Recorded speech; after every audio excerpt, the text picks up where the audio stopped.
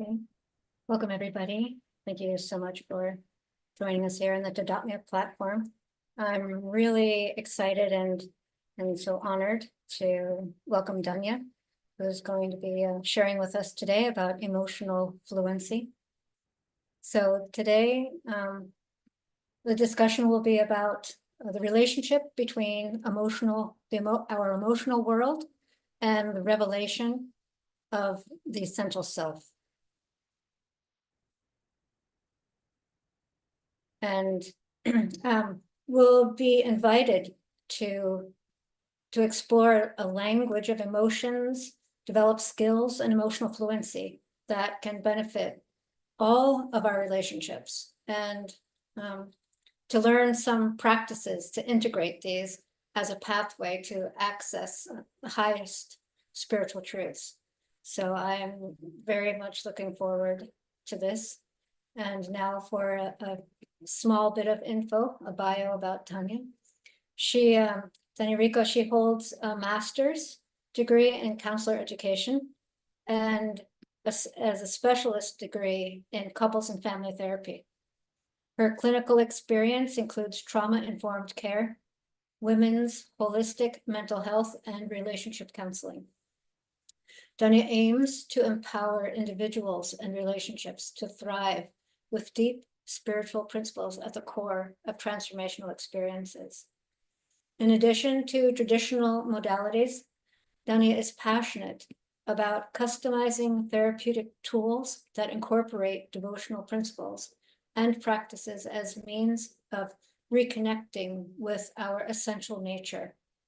She's a mother, a traveling kirtaniya, and an educator on topics of personal and relationship wellness.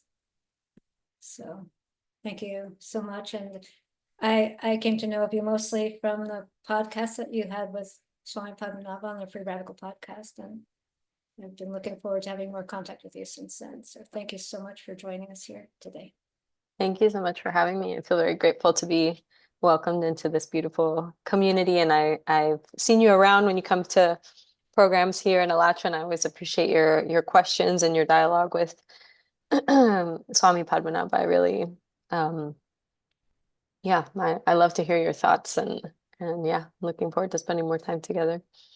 All right, so we can just begin kind of offering gratitude to our teachers, to our gurus who have illuminated the path so that we may humbly place one foot in front of the other and try and make our way home. Om Ajnanatirmirandasya Gyananjana Shalakaya Chakshurunmilitam Tasmai Shri Gurave Namaha. Nam Vishwapadaya Krishna Prasthaya Bhutale Srimati Bhaktivedanta Swami Iti Namane. Namaste Saraswati Deve Gauravani Pracharine Nirvishesha Shunyavadi Paschatya Deshatarine Jai Shri Krishna Chaitanya Prabhu Nityananda Shri Advaita Gadadhar Shivasari Gaura Bhaktavinda. Hare Krishna, Krishna Krishna, Hare Hare, Hare Rama, Rama Rama, Hare Hare. So I'm feeling very grateful to be here with you and to be engaging in dialogue about this topic. I think that it's a topic of personal interest. It's been a topic of professional interest. And I think that in the context of our current devotional community, I think that it's very relevant. I think that it's something that's been necessary to talk about, to take a look at, to explore. And I also want to say that, as much as we feel like there may be a dearth of this or a need of this in our devotional community, it's been my experience, living and working outside of the community, that it's also very necessary outside. It's not like places are, the technology out in the world is very much still kind of catching up with the emotional world and the way that neuroscience is developing and, learning about, for example, like attachment theory and all of that has happened relatively recently. So I want to say that, I feel like there's a big movement, even kind of globally, that's really asking us to pay attention to the emotional world and take it seriously. And I feel that, like anything, there's a way in which topics of emotions and the emotional world and even self-improvement or spiritual life can quickly become commodified because it's the nature of living in the modern world and a capitalistic society and consumer culture and all that.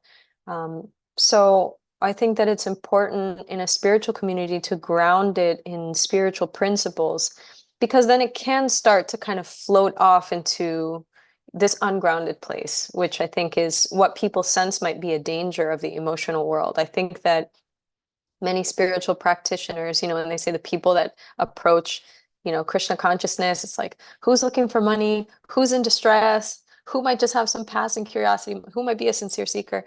The people that are suffering, I think that in generations past, it might have been a different kind of suffering. I think now the suffering is very clearly emotional suffering. People are suffering from depression and anxiety at unprecedented rates. All kinds of diagnoses are going up. The tendency to diagnose is going up. So I think, for all of these reasons, there's like big kind of flashing lights around, like, we need to be able to talk about this. And, in addition to that, I think that in order to have a complete, comprehensive, well-integrated spiritual life, we need to be able to use the technology of emotions, because that's really what it is. It's a tool to use a technology of emotions as a way of deepening our spiritual life, of deepening our bonds to other spiritual practitioners, everybody actually, a way of connecting and having a deep, meaningful relationship with anybody that we interact with, and ultimately also self-understanding. And I think that it's a tool that's there with that purpose. I think that Krishna created us with a very clear idea that we needed all the tools that we've been given to be able to do the job properly. So what we're going to focus on today is mostly that, using the tools of emotions and how it relates to our spiritual life. But I did kind of want to put it into context a little bit, just kind of historically and societally, to say, this is the time and space that we're moving in as we're, learning about emotions and having conversations. And I also very much encourage, if anyone has a question or a comment, some feedback, some experience, these conversations are so much more rich when we interact with one another and we get to practice what we're talking about. I'm very much a student of this, much more than I'm a teacher. So I wanted also to preface that is to say, I'm learning and I'm sharing what I learned because I find it to be very valuable. I think I'll be a lifelong student of this because I find it fascinating, I find it useful, and I think that it's necessary. So I kind of wanted to just plant a little bit of a kind of a North Star, something to orient us. And it was this beautiful verse, and kind of preparing this, I was looking for verses that mention the word emotion. And, in our literature, our bhakti literature, like in the Gita or in the Srimad Bhagavatam or in the Chaitanya Charitamrita, you'll see the word emotion, and it's usually, cognate with the word bhava, right? But I found this beautiful verse that I saw it, and just like the visual of it and the meaning of it, it just really hit home as like, yeah, this is what we're trying to understand, or this is what we're trying to approach, with our humble devotion here. So it's the CC Madhya Lila. So it's verse 174 in chapter 13. It says, Sri Chaitanya Mahaprabhu's body appeared like a transcendental Himalayan mountain, bearing ecstatic emotional flower trees, all of them blooming. Ecstatic emotional flower trees, all of them blooming.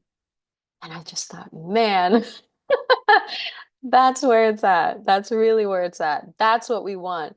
We want ecstatic emotional flower trees, all of them blooming.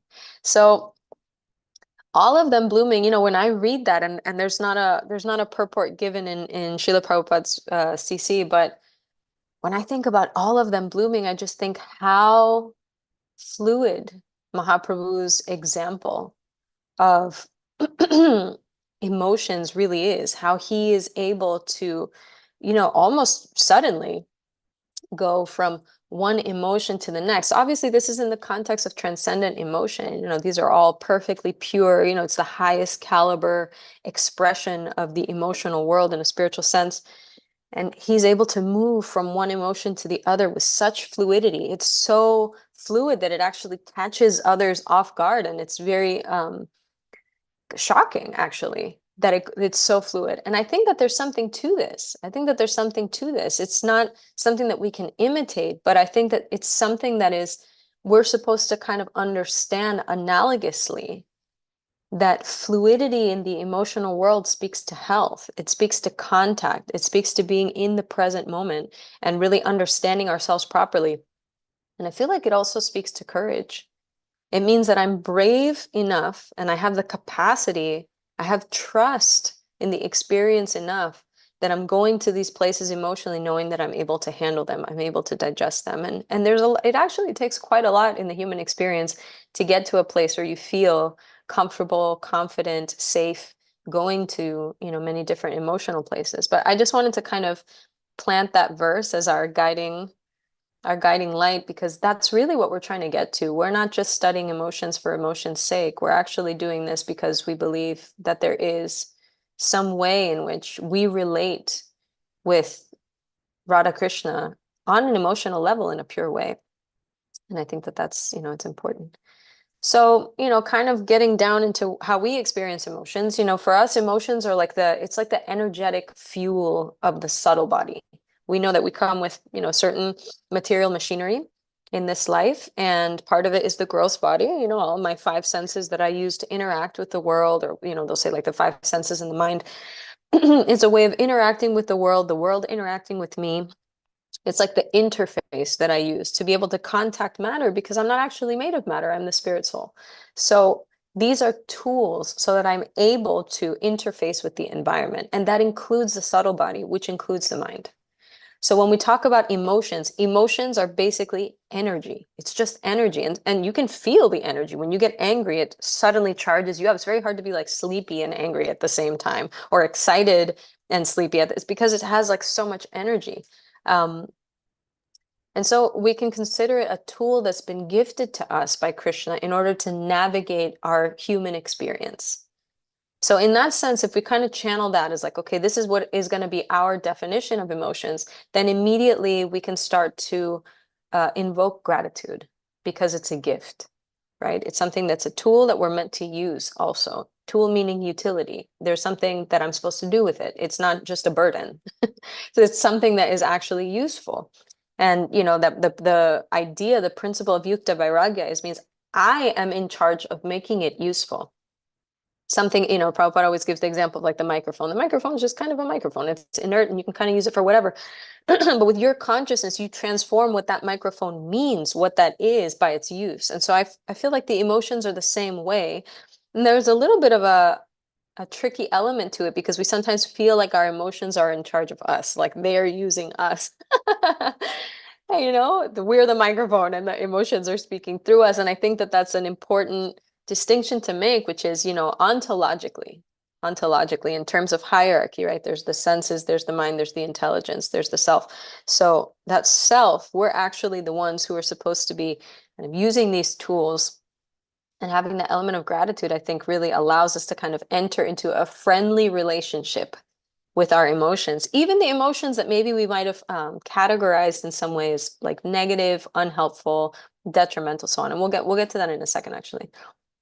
So the five senses and the mind are kind of considered to be, our tools for navigating the human experience. And when we read in Sanskrit and verses in our literature, we read that heart and mind are kind of used interchangeably, right?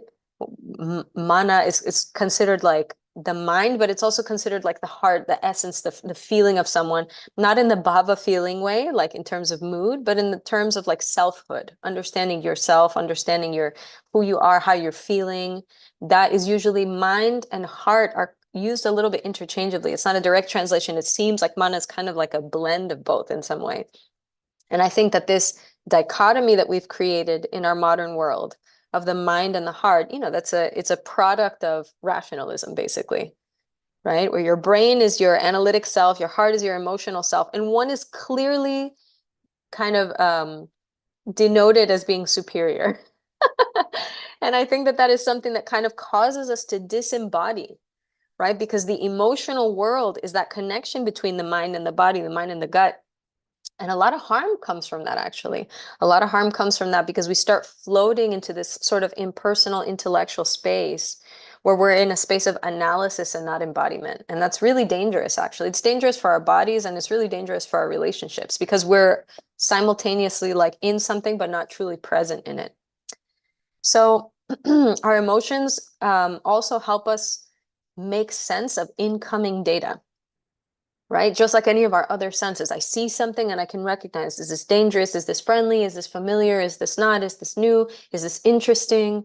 Is, whatever. Our emotions also help us process incoming data, just like our other senses. And actually, neuroscientists have found that when people have parts of their brains that are damaged, that affect their emotions, part of their limbic system or so on, where they've had some sort of brain trauma and they're not able to process emotions, they have a super hard time with things like basic decision making, like, what restaurant do you want to eat at? Or what place would you like to visit? Or what would you like to do today? And it's not that they're confused. Intellectually, they understand what you're saying. They understand the options. It's not an issue with the information. They just don't care. And because they don't care, they're incapable of making decisions.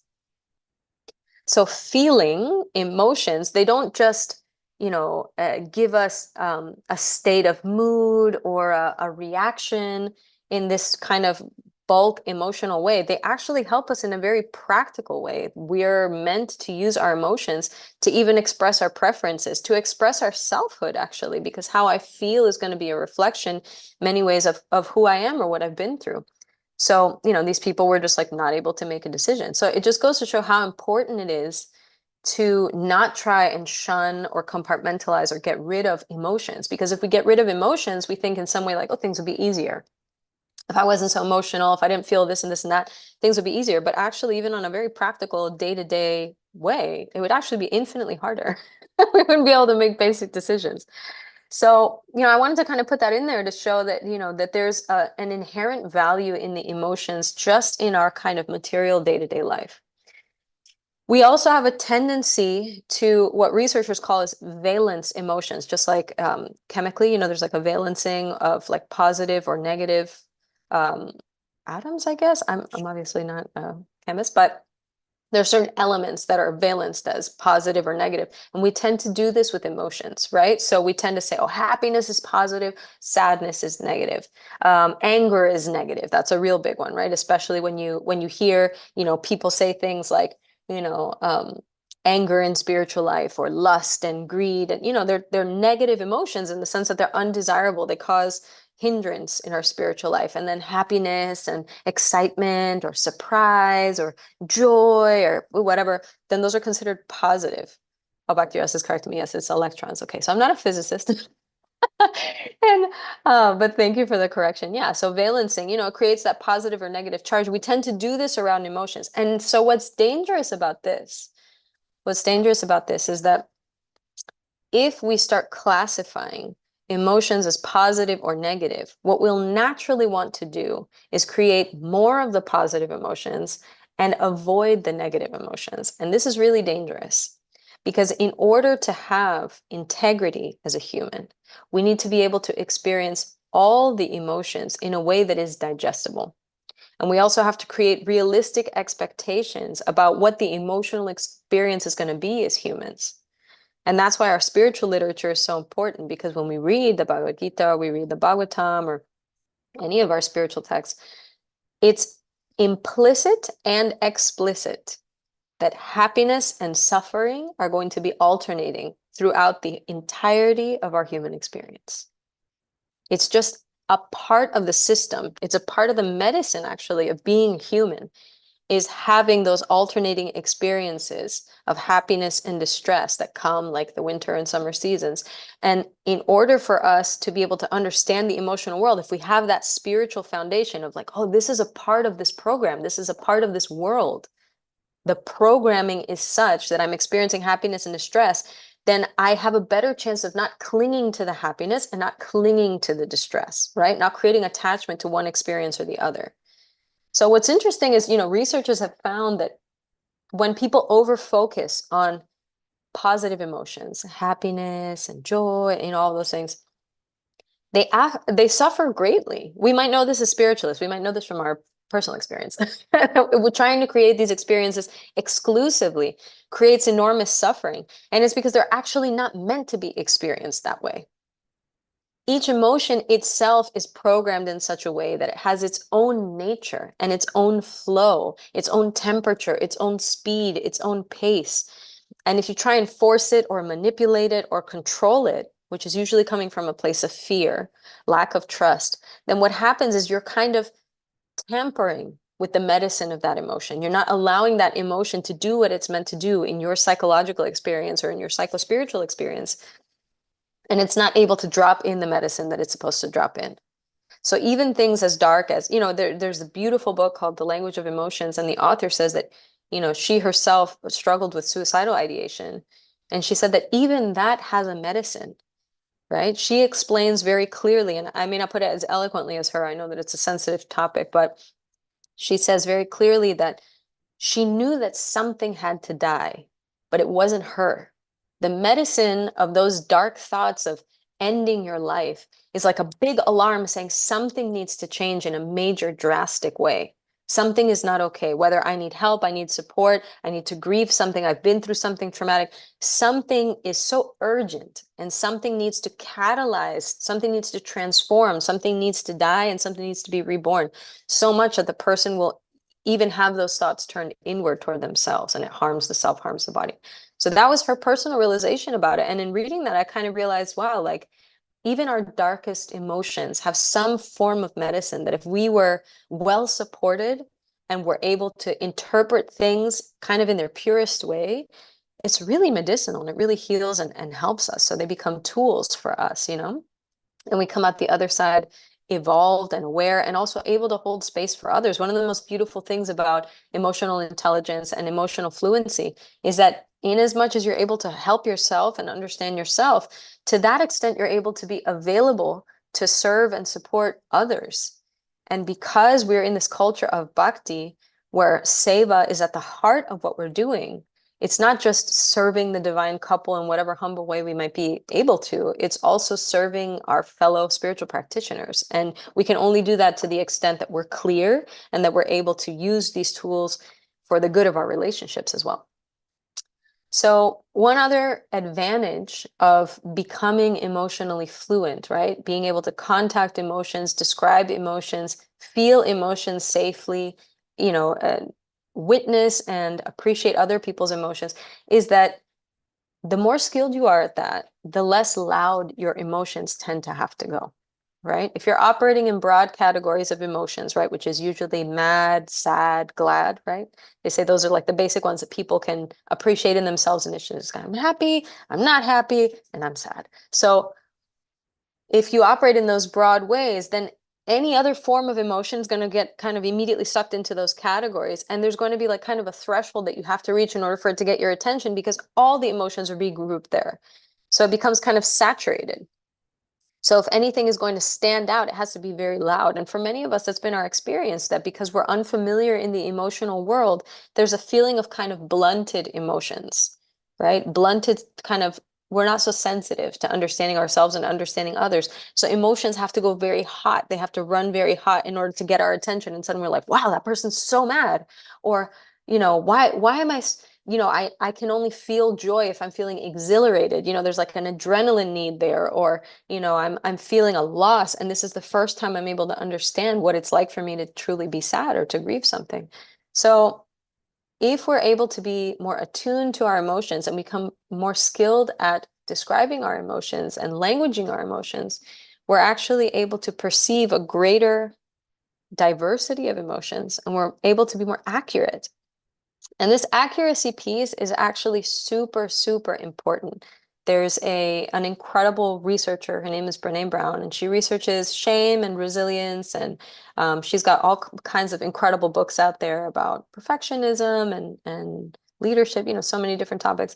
But one of the things that she recently did a good amount of research on was emotions. And she has this beautiful book called Atlas of the Heart, where she studies, I think it's like upwards of 80 different emotions. And she really fine-tunes the kind of comparing and contrasting different emotions as a way of broadening our emotional vocabulary.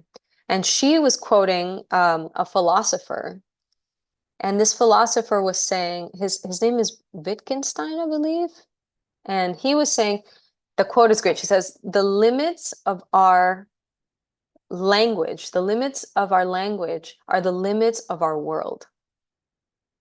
Right? To the extent that we're able to describe our experience, that's the extent to which I actually experience the world. And this is really important because one of the things that Brené Brown is talking about is she says that there's something called emotional granularity. That means that you're able to describe things very precisely, and that actually shapes your experience. So one thing is I'm able to describe what's happening to me. And the other side of the coin is that as I'm describing, I'm also creating an experience. I'm also creating a reality. So she uses the distinction, for example, between being overwhelmed and being stressed. She said that she would have a lot of things to do, and she would constantly be kind of repeating to herself this mantra of like, I'm overwhelmed, I'm overwhelmed, I'm so overwhelmed, I'm so overwhelmed. And as she started studying what overwhelm actually is, it means that you've passed the point of functioning, of decision making. The only thing to do when you're feeling overwhelmed is completely shut off. You need to take a break. You can't do anything then. So imagine you telling yourself, I'm overwhelmed, I'm overwhelmed, I'm overwhelmed, I'm over. You start creating a reality where your body, right, is responding to your emotions and saying, well, then what we need to do is just shut down. And so you start basically making poor decisions or kind of betraying what your body is reading as the medicine. The medicine is you need to stop, you need to back off, and you need to rest. But you're not backing off and you're not resting. So that contradiction between language and experience can start to get really tricky. And that's why it's also important to be very precise with our language, because how we express what we're feeling will have an embodied consequence, right? So she learned to say, well, do I need to stop right now? Like, is the medicine right now to just stop and back off? Or am I stressed? Well, if I'm stressed, there are these things that I can do to manage my stress, to change how I'm making this decision, to ask for some support. Stress has a different connotation. So she started changing the way that she spoke to herself and she spoke to others as she was experiencing challenges. She changed her language to I'm stressed, and that actually changed her experience of having to deal with whatever she was dealing with. So I think that part of the self-knowledge that we can take advantage of here is, as I learn what emotions I'm experiencing, I need to simultaneously have language that feels very precise, very accurate in describing what that is. And I think that it's interesting because in our Bhakti literature, we'll read words that feel very precise. Like when you hear, for example, Arjuna describing his crisis is the beginning of the Bhagavad Gita. He's describing to Krishna like an emotional experience, a physical experience, a mental experience. He's like describing his thoughts. He's describing how he feels in his body. He's describing his heart, his worries, right? He's describing what the fallout of the relationships from there on, like if we all pass away, he's going to protect the women and then society is going to fall apart. So he's able to use language to convey his experience. And this wasn't in any way incompatible with his dharma. It was a necessary part of his dharma to express the emotions. Now, when Krishna comes in, he's saying, okay, but you're lamenting for something that's not meant to be lamented for, right? The emotions are taking over you, and you're not able to confront what's happening to you emotionally with the tools that I've given you, right? With devotional service, with trust. So the idea is not to basically give the steering wheel over to the emotions and say, now I'm just at the mercy of whatever. It's that we're supposed to be using them simultaneously, like a dual track. And in this sense, I wanted to kind of pivot into how this might relate to our devotional community directly. So in the purport to Bhagavad Gita, chapter 3, text 1, Arjuna says, "Oh, Janardhan, oh Keshava, why do you urge me to engage in this ghastly warfare if you think that intelligence is better than fruit of work?"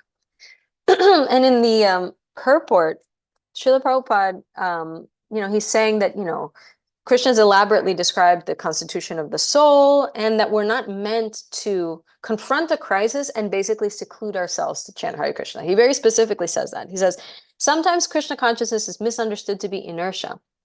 And one with such a misunderstanding often withdraws to a secluded place to become fully Krishna conscious by chanting the holy names of Lord Krishna.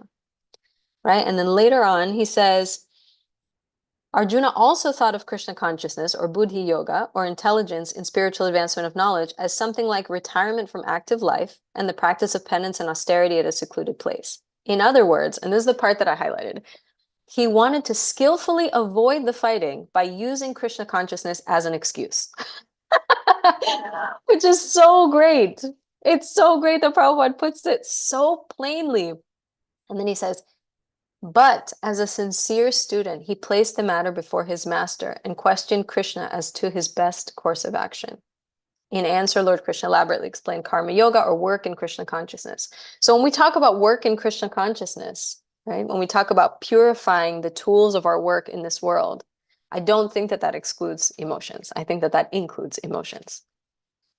I think that it's very tempting to use Krishna consciousness as an escape hatch, to not have to deal with the emotional world because emotions are difficult. Frankly, because emotions are so much energy. I think that we are afraid of the power in our emotions. And because of that, we tend to back away and want to kind of pass on the baton or pass on the power of what happens in our spiritual life to this kind of realm that feels non-emotional, which is pretty incompatible with the philosophy, because the more and more that we develop spiritually, according to our philosophy, the more and more attuned we are supposed to be to our spiritual emotions. So it doesn't make sense. And I know, Padmanabha Swami talks about this often in his talks. How could we have an experience in the world of spirit that we've been entirely avoiding in the world of matter, right? How could we have this huge, diverse, rich, profound emotional experience in the world of spirit and have as little contact as possible with emotions in our current embodied state? We have to somehow train. We have to somehow understand even the nuances of rasa. And this is my perspective on a personal level. The nuances of rasa are inaccessible to us so long as we don't purify ourselves and also have some skill in the domain of emotions. Because even the description, even the language that we're reading in Shastra to help us understand these pastimes in an attempt to purify ourselves, we won't actually know what they're talking about, even in a language way, if we don't have some familiarity, some felt sense of what an emotion is. That's why the Bhagavad Gita is so amazing, because as soon as you hear that Arjuna is experiencing anguish or despair, you can relate to it instantaneously. Who hasn't felt anguish? Who hasn't felt despair?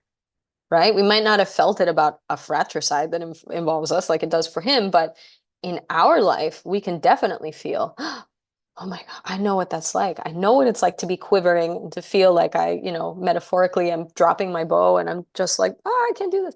So to the extent that we're able to understand the language, we can start to purify ourselves by understanding the lila, by understanding the experience, the emotional experience, to the extent that we can. But there's also a range that we can even in our embodied state. So the idea is to reach the topmost range, right? The greatest range of being able to understand and experience these emotions. So I think that part of this falls under the category, in the Gita also Krishna says, Kshetragya means to be the knower of the field. The ultimate knower of the field is Krishna, right? Because he's in our hearts. He knows everything about our experience. But the knower of the field includes our bodies. It includes our minds, right? It includes everything about our journey. But especially now in the human experience, it can really be kind of whittled down to this experience of humanity, and humanity including our emotions, our mind, our words, our actions, and our relationships. So I wanted to kind of point all of that out to kind of start to bond really the emotional world and the spiritual world, and actually why it's important, why it's even relevant. So how do we do it, right? So When we experience an emotion, like we said, we want to think of it as kind of an extra sense, just like your sense of sight, your sense of sound, your sense of touch, or taste or smell. It's a way of interfacing and understanding the world. It's a way also the world understands me because the emotions are coming through me. So what happens when anything takes place in the external world? It creates a stimulus, and that stimulus has an emotional effect. That emotional effect on a physiological level, if you look at just the chemistry and what happens in your brain and what happens in your physiology, the response to a stimulus in the emotional world, neuroscientists have found that it lasts about 90 seconds. Any given emotion lasts about 90 seconds. Everything after those 90 seconds seems to be related to whatever narrative we attach to that emotion. Now, this can happen completely due to our subconscious, where we just experience something and then it's just the momentum of our accumulated past experiences, our conditioning, our upbringing, so on, where the narrative is created for us, by our subconscious mind. Or we can decide to onboard our spiritual knowledge, our desire for kind of greater understanding the tool of the mind and the heart, all of our resources, and say, I'm actually going to co-create a narrative here with whatever's happening in my world. And I'm going to use that with as precise language as I have access to. So one thing that I find super helpful, and I sent this to Bhakti Rasa just this morning in the chat, and anyone who's worked with me probably has access to this, but I use this really great tool called the emotions wheel. And it's this kind of colorful wheel that goes from very broad emotions in the center, like happy, sad, mad, whatever. And then it opens up into very precise, more specific emotions. Some of those emotions have a lot of nuance between one and the other, right? So they'll be like the difference between feeling appreciative and feeling nostalgic, right? Those are under the greater maybe umbrella of love or feeling loving, but it has a little bit of nuance there, right? And because emotions are highly personal, it's really helpful to look at words that describe emotions and see, well, what does that mean for me? What's the nuance there for me, right? One example that Brené Brown gives in her work is the difference between awe and wonder, right? These are things that we may experience in our spiritual life, right? I might go to the temple on a festival day and sit in front of the deities, they open the curtains, and I'm struck by something, right? Some emotion kind of like washes over me. And I'm like, what is that feeling? So initially, my response might be, wow. But what is that wow? If I was going to get real granular, and that's why she says emotional granularity, if I was going to get granular and really want to savor that experience, download that experience, allow that experience to really take root in my body, in my mind, if I really wanted that impression, that samskara, to land and to benefit me spiritually, I should describe it. I should describe it, and I should describe it as precisely as possible. So she gives the difference between awe and wonder. So awe is when you're kind of struck by something and there's a very present sense of something is greater than me. And I'm observing something and I'm being taken in by an experience of feeling like I'm a part of something and that something is greater than all of us. So that's awe. And wonder has this unique kind of little hallmark, which is I'm curious about something. I want to know more, right? So awe might be like, wow, the altar looks spectacular today. And I'm just totally mesmerized by how God and Goddess could be so gorgeous. That might be awe. But then I think, how is it possible that she's like kind of holding her hand in this way and it seems like a little tilted? Like, I wonder what that body like. So that's wonder then. It's awe mixed with some sort of question, right? Some leaning in where I want to know more. Now, when I say I was struck with wonder, seeing the altar, there's an action step attached to that, right? So now how I'm interfacing, how I'm reacting to that emotion has more subsequent steps that take place, right? Whereas awe, I might just rest there and go, wow. And then express to a good friend, like, I was awestruck by the deities today.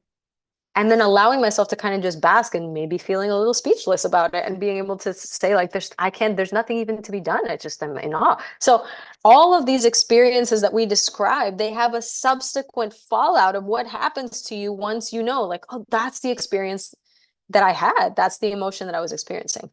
Now that's in this beautiful, like I've seen the altar. So if we get down to brass tacks and we talk about like, okay, well, what happens in my relationships and especially relationships with other devotees?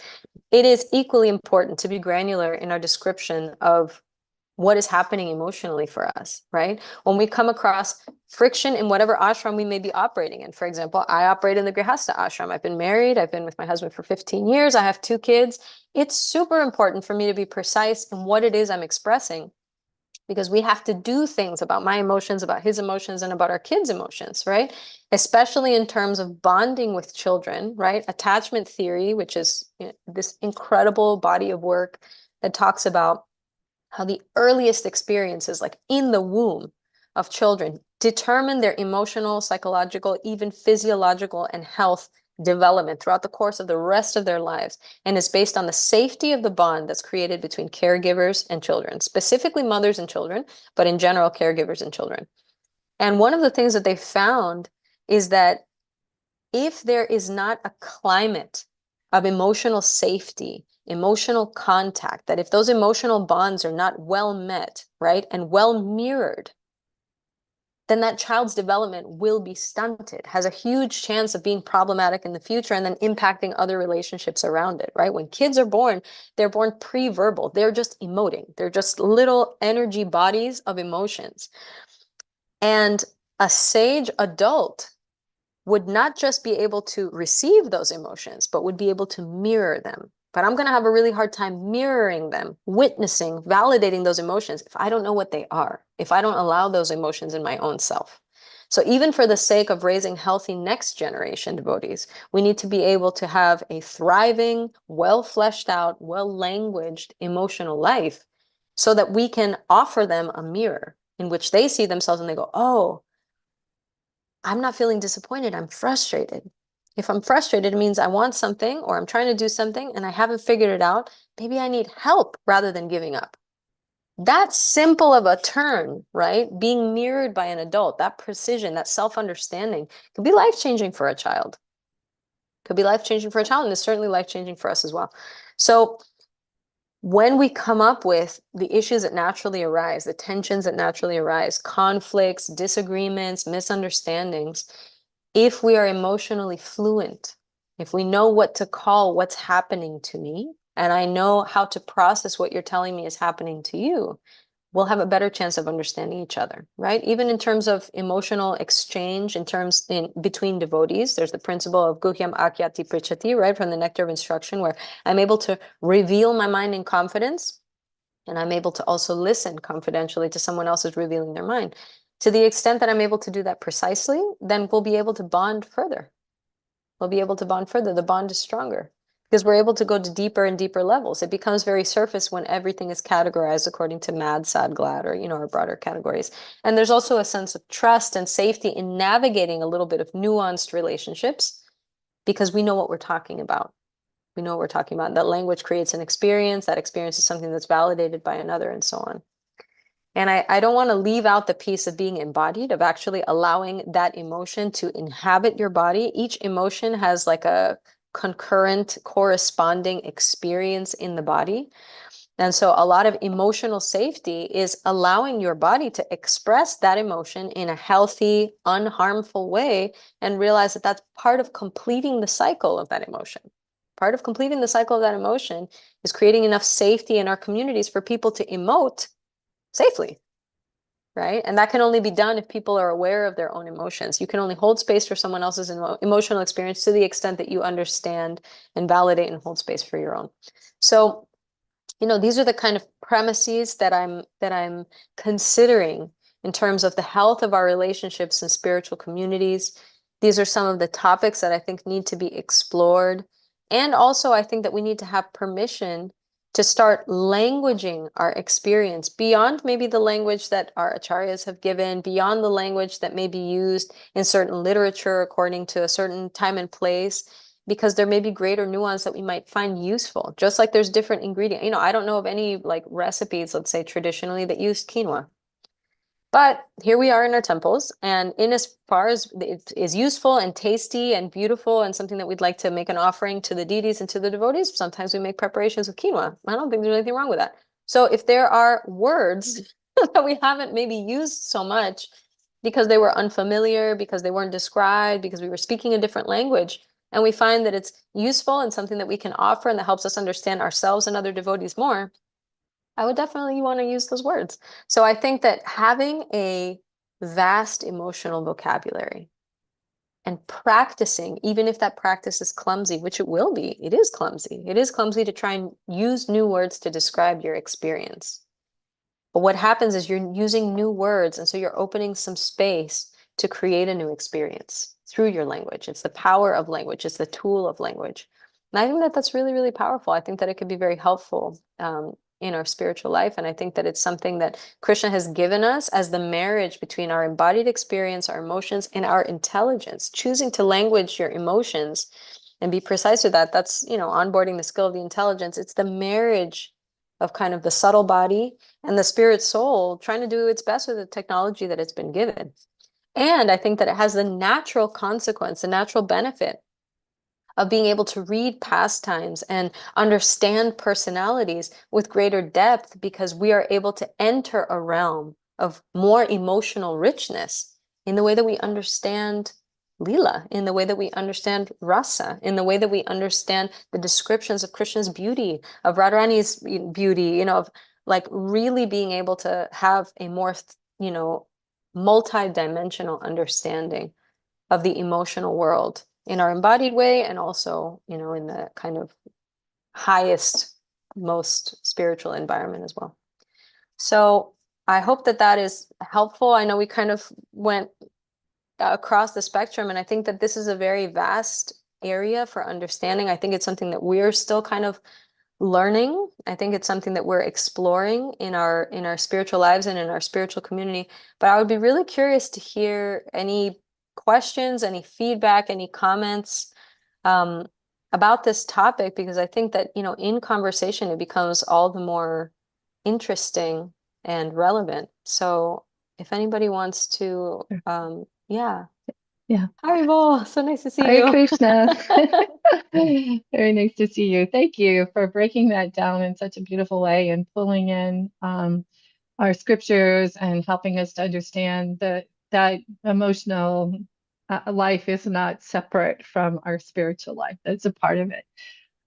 You touched on some of the emotions, but I think in particular, one of the ones that devotees find the most challenging is the emotion of anger. And so I was wondering if you could unpack that a little bit for us to show how it, instead of valencing it, and what's its purpose, and how to use it and understand it, and not have this kind of like knee-jerk reaction that if anybody has anger, they're not a spiritualist, or there's something defective about them. And just broaden that particular emotion for us. Thank you. Yeah, it's such an important topic. Also, I want to say that Janaki Prabhu could be giving this workshop and answering that question much better than I can. So she's just teeing me up, but her expertise far surpasses my own. So I just wanted to put that out there as a disclaimer. Yeah, I think that it's actually kind of a universal thing. I think that most people are quite uncomfortable with anger. I think most people are quite uncomfortable with anger. And then some of the people that we see are most comfortable with anger are using it disproportionately, and can sometimes enter the realm of like aggression and violence. It's like almost too comfortable with anger, and it's becoming something else. And I would venture that, in the Gita, actually, I don't remember when I did this, but I remember somebody mentioning this, and I went back and double checked it, that the obstacle that Krishna describes as most difficult for the spiritual seeker in the Bhagavad Gita, in terms of numerical times mentioned, is anger. More than lust, more than greed, more than ignorance is anger. And I don't know if that's just a translation thing, if it's a linguistic thing. I think that it's, it's fair to consider how harmful anger can be if processed improperly. So I think that kind of what you were saying before, what we were speaking about earlier about valencing an emotion and saying, well, this is not good, this is good, this is not good. I think that anger is such powerful medicine, because anger is alerting us very quickly to something that is not okay. The medicine of anger is the violation of a boundary being called attention to. Something is not okay. There's some lack of alignment. Something is off. And anger is our emotional body coming online to let us know that in a way that creates a high alert. Now, I think that anger is such a hot, fast emotion. Like even when you become angry, your body temperature rises, you might flush, you might feel like shaky. It's such a kinetic emotion. It generates so much energy. I think that anger is asking for action, but I don't necessarily think that you need to act out the anger, if that makes sense. I know that there's like some linguistic thing that's happening there. The anger itself is considered to be a catalyst, but it's not meant to be what the action should be itself. It's not meant to be acted out. It's supposed to call your attention to something. And it's a very, very hot, high alert kind of emotion. So if something is really out of alignment, somebody said something that really hurt me, my anger is supposed to say, hey, that's not okay. I didn't like how that felt at all. That really hurt my feelings. And then, okay, so what are we going to do about this? Now, what are we going to do about this? The answer is not necessarily you need to go act this anger out, express this anger to this person, make sure that they are now, because actually what's happening is the anger is so much that I'm kind of trying to pass it off like a hot potato to the other person. Now you have to help me carry this anger. You have to see this anger. Now you're responsible for this anger. In a way, we're so scared of our own anger. We're so uncomfortable with our own anger that we immediately need somebody else to share it. And so we call them into our experience of anger because it's almost too much for us. Now, if I knew that I could handle anger and that I was digesting anger and that it was good medicine that was helping me call attention to something that really matters to me, right? Anger means something really matters to me. Maybe this relationship really matters to me. Maybe how I feel about myself really matters to me. Or not being misunderstood, trying to be seen as, doing my best, or that person's opinion. Maybe that person's opinion really matters to me. If I'm able to sit with that feeling and expand to the capacity of holding those fiery emotions, then I can start to say, okay, what really mattered to me there? What was the line that was crossed, right? And so sometimes in that Language of Emotions book, the author talks about, you can ask emotions certain questions. Brene Brown talks about this as well. What's the question you could ask that emotion? Not that person, that emotion. What was the line that was crossed? What was something that wasn't okay with you? What felt out of integrity, right? What felt hurtful? And then based on that, you can onboard another emotion to come and assist with the transmission of that energy. You can say, I feel angry. I feel angry. I'm trying not to feel this anger. So I'm going to pass it on to you and vent it out by yelling at you or throw something. That's me trying to get rid of my anger because I'm actually terrified of my anger. I can't handle it. I'm overwhelmed by my anger. I can't do it. So I'm trying to get rid of it. So anytime that anger gets out of hand, I think that it can become toxic. And it's because we're not exactly sure what to do with it. It's so much energy. Our emotional body is so powerful that we're actually desperately trying to get rid of it, even by means of like harming another person, so that now we enter into another emotion, right? Maybe now I feel guilty. Maybe now I feel resentful. Maybe those emotions feel safer for me than pure anger in its purest form. So I'm kind of trying to like sidetrack us into another thing because that's easier for me to deal with. Now I feel disappointed that I yelled at you. Well, disappointment's a more comfortable feeling for me. Maybe I grew up feeling a little disappointed in myself, and that's familiar. And that's why I go there after, right? So there's all kinds of kind of patterns that go along with these different emotions. If maybe as a child, somebody didn't look at me when I was angry because my sister took my toy or my brother hit me, and I got really angry, and an adult didn't look at me and go, ooh, you're so angry. You didn't like that at all. You didn't like the way that person treated your body. You didn't like the way that person snatched your toy. That wasn't okay. You didn't like that. Your body said, I don't like that. And that's how you got angry. Right? As soon as you language it and as soon as you validate, like, yeah, that's what happened there. And then it kind of neutralizes the experience. Like, okay, all right, I didn't like that. So now what can I do about this? So I think that, spiritually, there's a little bit of a desire to, maybe not a little bit, maybe a lot of it, to tamp down that anger, because culturally, societally, and in our spiritual life, we haven't really been given tools with what to do with the anger. Where did that anger come from?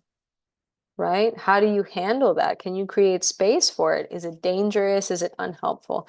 So, I think that that's some context for it. I think that, each case would be very individual and what anger looks like, the story of your anger. What does anger look like for you? What does anger mean for you? Anger can sometimes also be kind of a broad category where you can like further like, oh, I'm not angry. I'm actually feeling insecure and that insecurity. So the more you kind of fine tune, like, where did the anger come from? What's the story behind that anger? What is that anger calling you to do? Right? I think that would be interesting. And you know, because we're personal, because we're trying to be personal, live out a personal philosophy, anger might look really different for me than it looks for my husband, than it looks for my child or my friend or someone else in my community. So, you know, holding space for how anger moves through each person, I think could be a really great field of learning for all of us as well. But I think it has more to do with that, which is discomfort with unfamiliar emotions or emotions that are considered anarthas, in the sense that insofar as we're unable to digest them and embody them properly, they will be a huge hindrance because they're just so much energy that they'll totally like sidetrack and block anything that we're trying to do. So yeah, I don't know if that was helpful, but that's what came to mind. Thank you so much. Yeah, Bhakti Rasa. Yeah, in what Janaki was speaking about, and I was thinking that fear could be an element of anger, since if anger is when our boundaries are crossed, you know, if you think about somebody penetrating across your boundary, that usually invokes fear. So then from fear, the way to counteract fear is to make ourselves more powerful. So the power of the storm, the power of anger is to combat, you know, a supposed enemy or something that crossed our boundaries. Yeah. So that force, that power, like a storm. Totally. Yeah, I'm trying to keep myself safe. And I think that that's, again, it's the emotional body trying to be your ally, right? It's a perceived breach in safety. And so my anger is coming to help me. It's what my emotions think needs to happen to keep me safe. So again, that element of gratitude of like, whoa, thanks. Like maybe there's something I need to do about this and it's not lashing out, but I can see that my emotional body, my subtle body is trying to help me. It's trying to help me because I'm perceiving not feeling safe. And I like what you said about, you know, yeah, if there's like a violation of a boundary, then I'm going to try and keep myself safe, defend myself against a perceived enemy. And this is why I think that it gets tricky in devotional life, because we're supposed to be trying very hard to not see anyone as our enemy. And so anger puts that in that kind of polarity of like enemies and allies. So it's understanding anger and saying, okay, I feel angry, and that doesn't mean that that person is an enemy. But I should do something because this is catalyzing energy. This is energy that creates motion. It's kinetic. It's actually stimulating my body to do something. Now, what I do, that should be informed by my spiritual values, actually. It's not something that I'm meant to, you know, just kind of like fire off. I see something in the chat. Okay, so Janaki Prabhu said, this is one of my favorite quotes about emotions. Kerwin Ray says, emotions are like children. We don't want them driving the car, but we don't want to shove them in the trunk either. Thank you for sharing that. Yeah.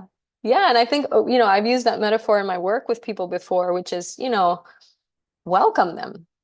Welcome them. They might just be a hitchhiker who's in the car for some time and they'll get out in their time, but there's no need to reject them. They can just hitch a ride, you know, and the self is the driver, the spiritual self is the driver. And I think that that's helpful. You know, we don't want them in the trunk, of course.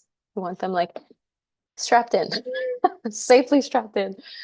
All right. Yeah. Any other kind of thoughts or comments, any emotion that feels particularly mysterious or difficult or easy, maybe? Anything that kind of comes to mind that might be relevant to our conversation?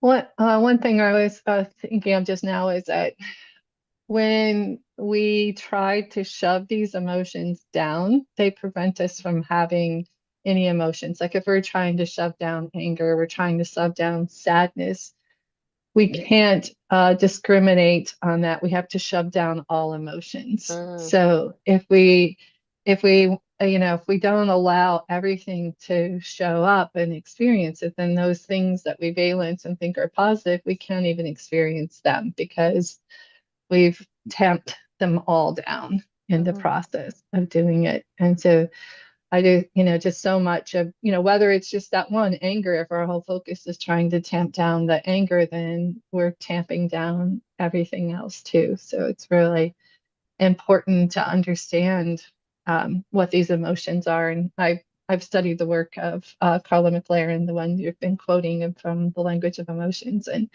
uh, there's so much in there, so many gifts that we're missing when we don't explore these things. And it's just like looking generationally, like how as we go on in our society where where that value of not expressing these emotions gets cultivated, then our children get stunted too, and we're passing this along. And it's really important for us to shift that culture as the adults, and so that the children see the examples of how one does that.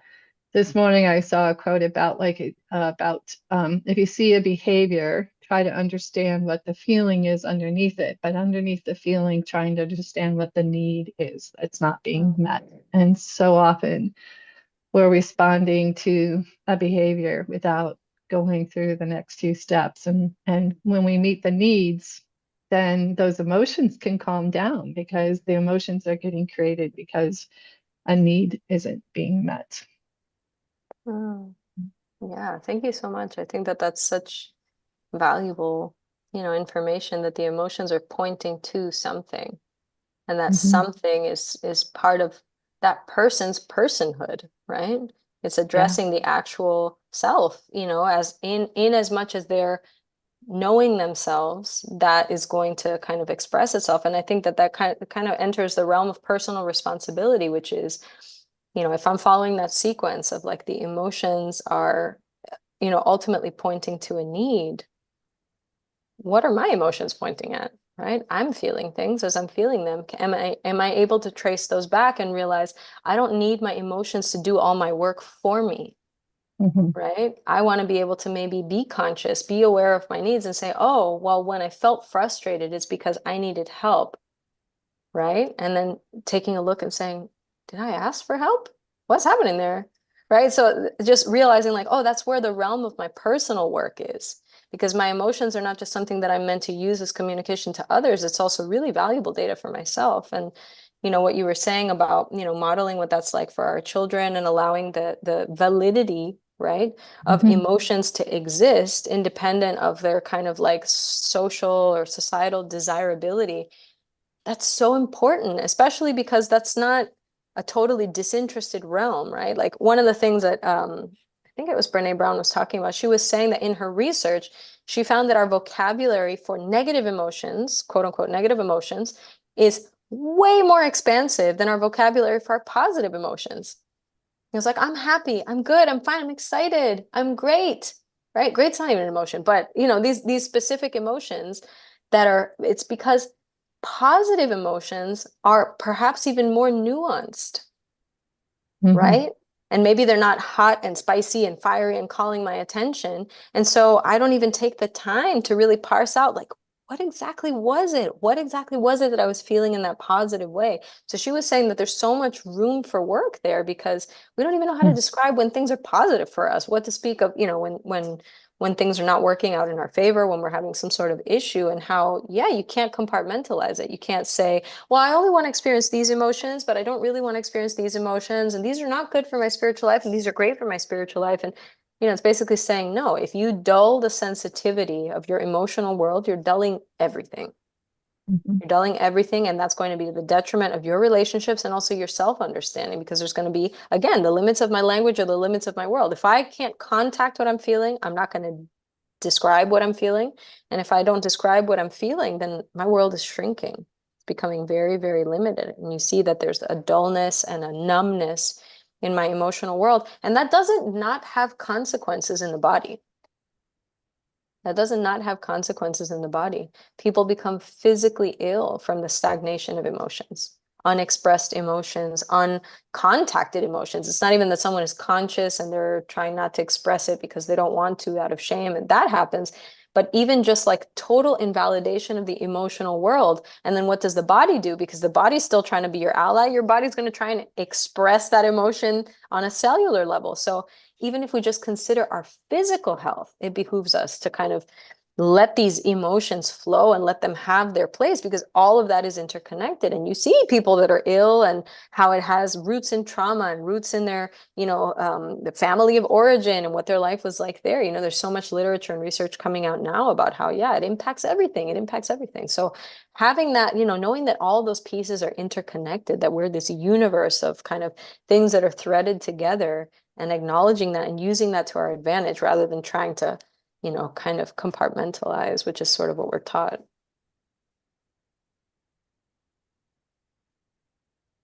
Yeah, I really appreciate what you all are saying, and I really agree with it. And it seems to me that emotions are like a language of their own, and then we are kind of like translators.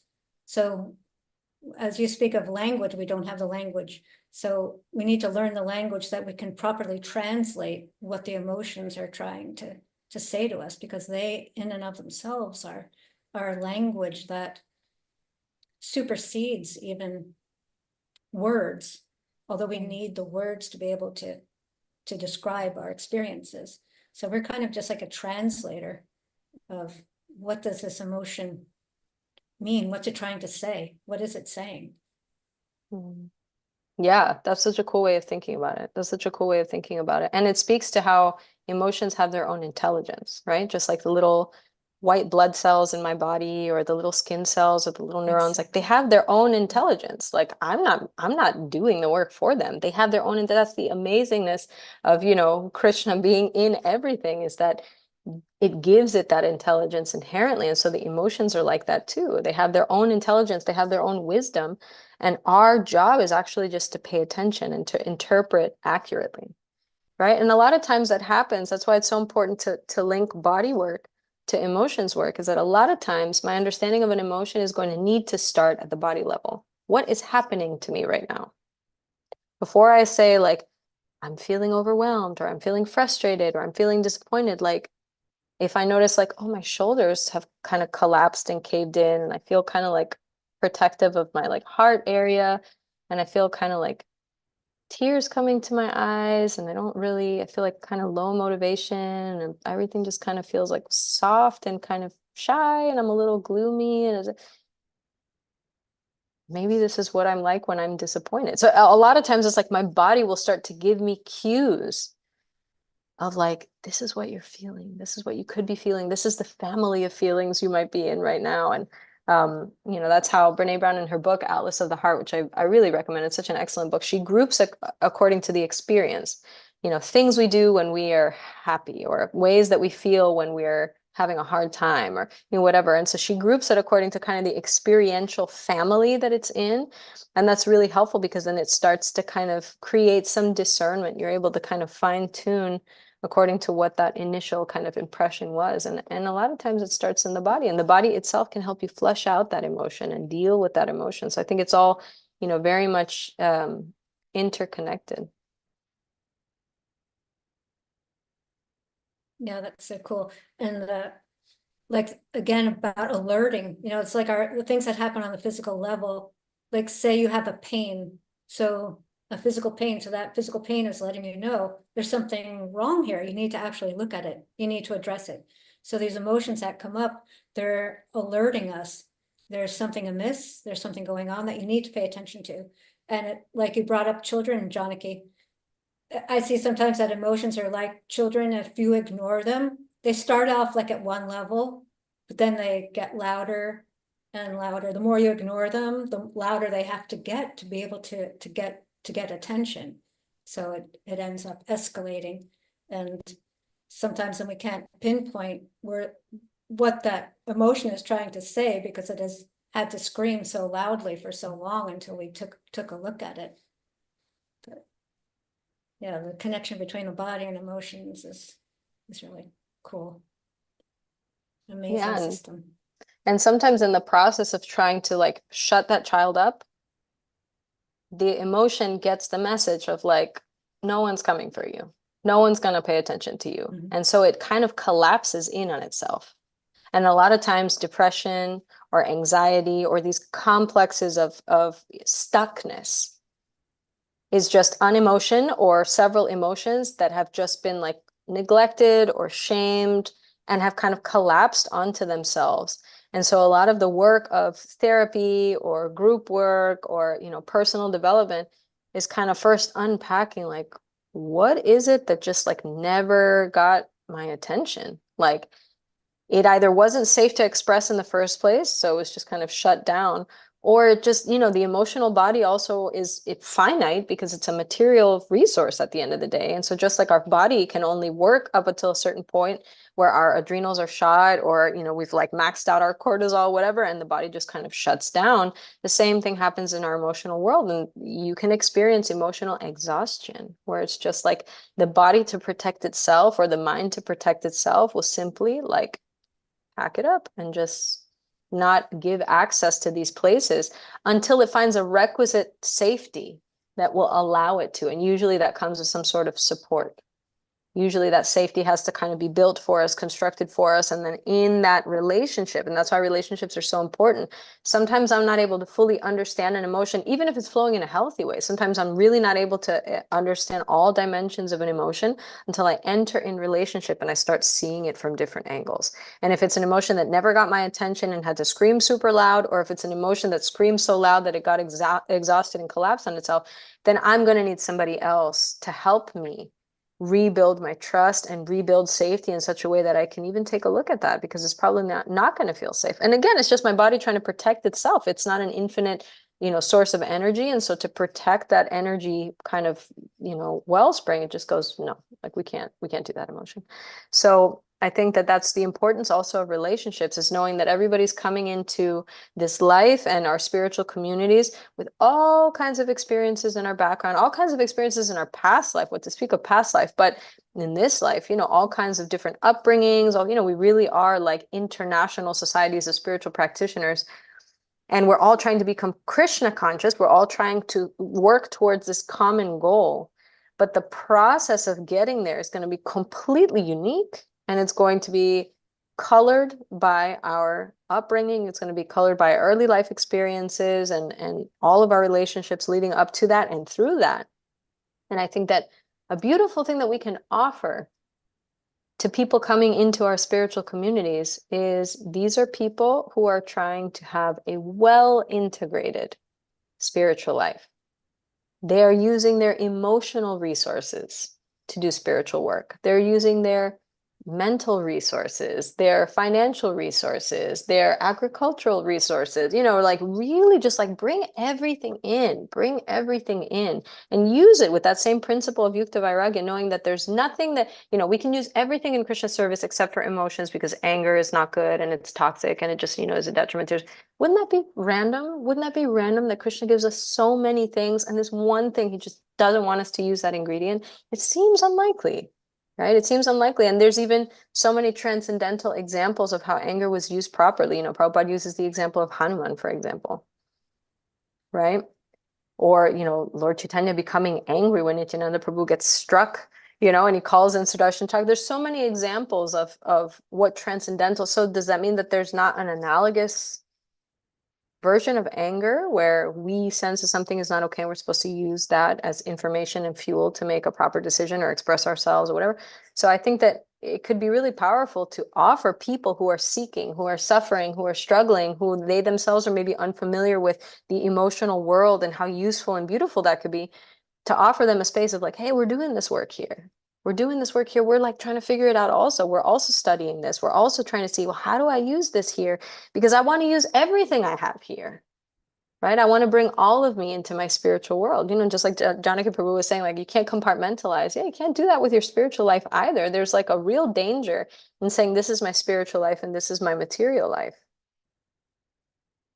right? And so I want to bring all of me into my spiritual life, and that includes my emotions. And I think that there's room for prayer there. You know, I think that there's room for us to like genuinely pray and you know, ask Radha Krishna, I don't know what to do with this emotion. I want to understand this emotion, but I don't want to be afraid of this emotion and shame myself and hide this in the shadow and let this be untouchable by you. Let this be unofferable to you.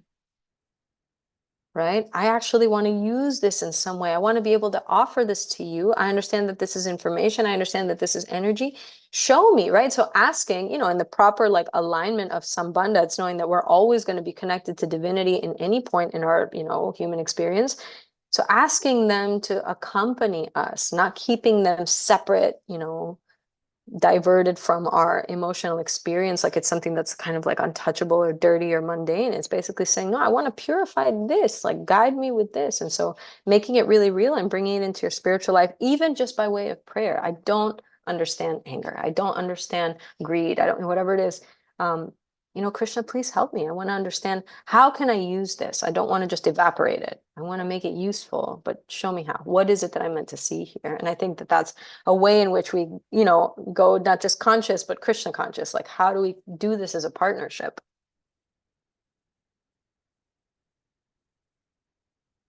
Yeah, I see you have your hand Yeah, raised. that's so beautiful and really important when we're trying to understand this unconditional love.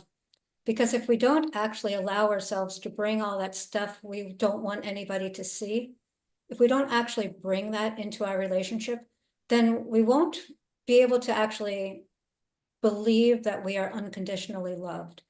If we don't put everything on the table, if we stuff something aside, we can always keep that in our mind saying, oh, but if they knew this, then they wouldn't love me. If Krishna knew this or my friends knew that, then they wouldn't love me. So it allows us to keep a distance from experiencing unconditional love. But if we are able to come in raw moments and with that internal nakedness and show all of our emotions, and yes, as you're saying so wonderfully in prayer, please help me understand this. What do I need to learn from this so that I can come closer to you?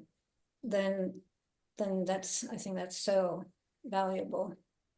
Yeah, definitely. It speaks to like true intimacy in spiritual relationships, It's like really actually being known and knowing another, right? People can walk through this life, even in a spiritual community, even doing service together, and feel entirely unknown, right? Or feel like they don't know someone else. And it's because of that, what you're sharing of like, yeah, there's like raw parts of us and I think that part of that is also humility, the humility of realizing like this emotion is intense and I don't exactly know what to do with it, and to know that that's not counter to spiritual development. I think it's a symptom of spiritual development because to the degree that you advance spiritually, there's supposed to be a corresponding humility that also increases, right? An awareness of all that we don't know, an awareness of all the space that we have to grow and all the things that we could offer that we didn't realize were offerable before. I didn't realize anger was offerable before, and now I realize it's very rich with things that I can offer. And I didn't know this was, I had access to pray about this, or I could bring this into my relationship. So it's, it's like suddenly shedding light. I'm like, oh my God, look at all these resources, like suddenly I found this like treasure box of things. And it's okay and appropriately humble to be like, I don't know how to do it. I don't know how to do this, but I'm going to try out of trust and out of a desire to, yeah, be able to expose all of myself in an honest and genuine way.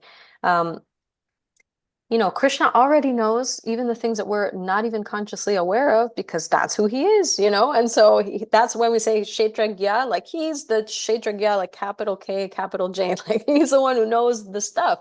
So he's already the knower of the field, but we are also responsible for being knowers of our field to the extent that we can. And shunning that responsibility doesn't inherently make us more spiritual. In fact, like you're saying, it can be a huge obstacle to true intimacy in spiritual relationships, real vulnerable relationships. And on some subtle level, I feel like we can sense it. We can sense like, this connection is not all levels deep. And it's because I'm not bringing all of myself, or I don't sense that this other person trusts me enough to kind of fully open themselves up to us. And this is something that I've heard many people speak about. in our spiritual community, which is like, it doesn't feel like it goes all levels deep. We're talking about the highest thing, the most sublime thing, the ultimate goal, the ultimate environment, but there's some depth there that I'm like really longing for. And I think that this is the realm of where it happens. And it's allowing ourselves to kind of, yeah, work with those really, primal base, tools and materials that are given to us from childhood, and realize like, yeah, this is also part of the work. This is actually what's going to make my relationships rich. It's what's going to make me real. It's what's going to make me like 3D. Actually, it makes me a fully embodied human being. And then that gives me access to vitality, to energy. As once I have all those like valves open, like access to all those emotions, that's what emotions are. Emotions are energy. So then I have energy for life. I have energy for seva. I have energy for relationships. I have energy for inquiring, for reading, for all of a sudden I tap into this like wellspring of like, oh yeah, energy. There's like the mantra of the modern person. It's like, I'm so tired, I'm tired, I'm tired, I'm tired. It's like, yeah, but your emotions are raw fuel. And if we're not tapping into that, we're not using that properly, we're not embodying it, then like you're gonna be tired. I'm gonna be tired. So I think that, even for the sake of powering our service, realizing like, yeah, you gotta open up all those valves and allow that energy to like really flow, let it to really inhabit you and let it power you, allowing it to be a source of power, along with that corresponding humility of like, well, I don't know how to do this, but we're gonna figure this out in relationship and, with each other.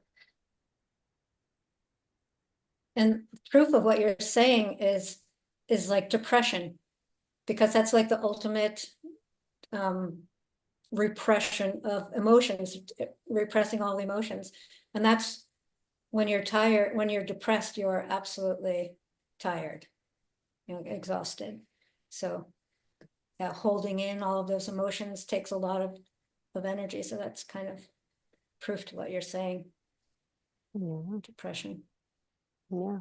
Yeah. And you can't be, depressed emotionally and then like thriving in your spiritual life. It's very difficult because again, yeah, like what you're saying, like imagine how much energy it takes to hold all those emotions down. It's like energy just leaking. Then illness comes, your physical body suffers from that. And yeah, you can't relate to devotees. And, coming back to this quote that I shared of Prabhupada's from the Gita, like he's not saying that these people are fake Krishna consciousness. Often withdraws to a secluded place to become fully Krishna conscious by chanting the holy name of Krishna. He's not saying that you're not becoming Krishna conscious. He's just saying that that's not what we're meant to do. That's not our path. It's not our work, right? He wanted to skillfully avoid the fighting by using Krishna consciousness as an excuse. And one of the things that I found was really helpful is that, later on in the Gita in chapter 8, right, he says, you should think of me in the form of Krishna and at the same time carry out your prescribed duty of fighting. With your activities dedicated to me and your mind and intelligence fixed on me, you will attain me without doubt. In order for him to fight, it would be almost impossible for him not to channel a requisite level of anger at the injustice that was taking place, at the violations of so many laws and codes and ethics and morality.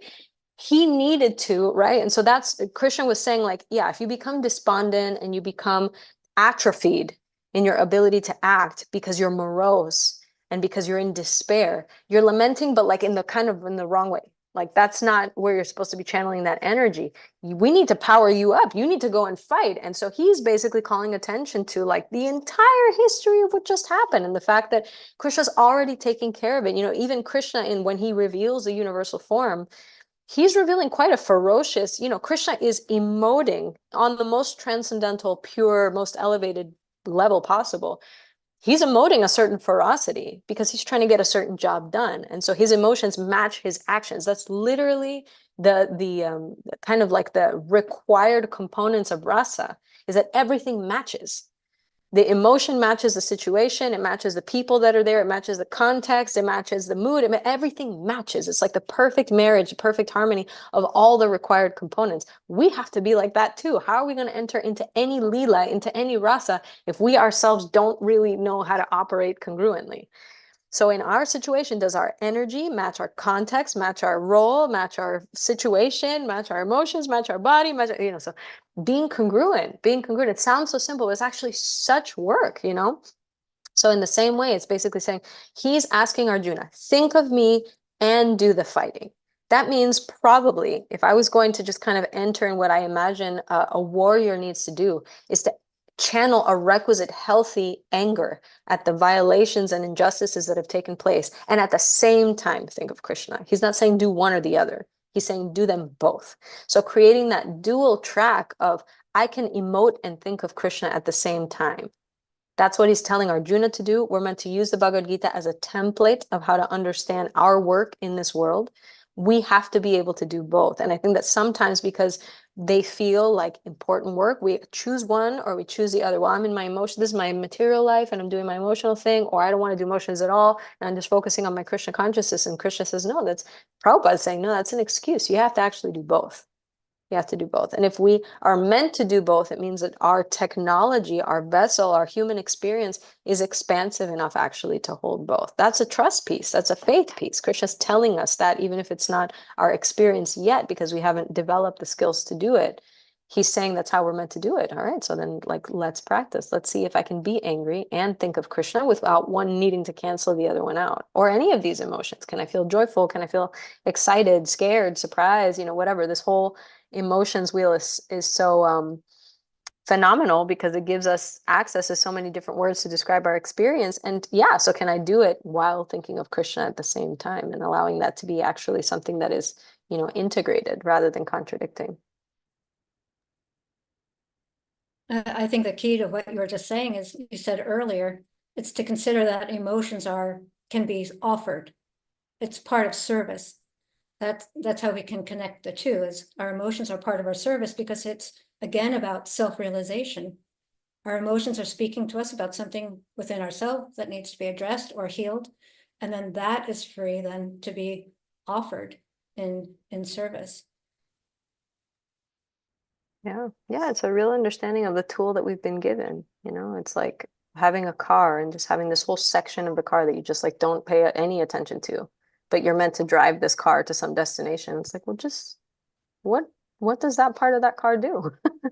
And it's like, oh, this allows me to use the windshield wiper so that when there's rain, it kind of scoots the rain. Oh, that makes sense, because then when it rains, then I can see better. It's like, yeah, well, you got to use it. So it's the same way, if like we're meant to be using, we can't just like section off this whole part of our, human technology that's meant to be offered. It's part of the vehicle, it's part of the technology, it's part of the tool. And if it exists here, that means that there's some spiritual counterpart that we'll also be able to use, but not, at the complete ignoring of that technology here in our embodied self. And it's just not going to work. We're not going to even be able to create loving, thriving devotee communities, which is also part of our work as spiritualists. Like, we're just not going to have healthy relationships if we're not emoting in a healthy way.